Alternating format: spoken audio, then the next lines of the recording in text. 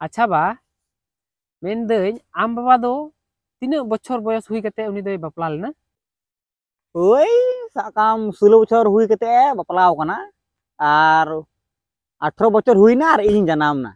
ओ अच्छा अच्छा अच्छा और आमा दो ताले तीना बयस हुई कते बापला दो हुईन तमा ओई इना मोटामुटी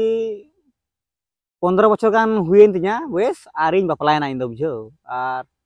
15 nya 19 बछर जखन हुईना जखन आमेम जनामना। ओ अच्छा अच्छा अच्छा ताले इnya बयस तीना हुई कान तिnya बा नितो आमा बयस बेटा लेम खाय ओई पुस माघ पूर्णिमा ओ भादर आमा बयस मोटामुटी 22 बछर हुईन तमा 22 बछर हुईन तमा। अच्छा ताले इन दो तीसे बापलाnya बाबू तो आमा कटी गया बापला बयस अवरी तमा बापला का माले हां मज कुड़ी नेल कते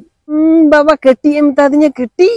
नितो के जदी और तू कते तीरलांग सा आम खा ले के एम जे इने जलिंदा सादमा बाम ताहन तको कटी एम तिंगना कटी आयो रे मा बाबा मजाक मजाक की नंदा मजाक अब झोरा सल्ला हरम सुतागी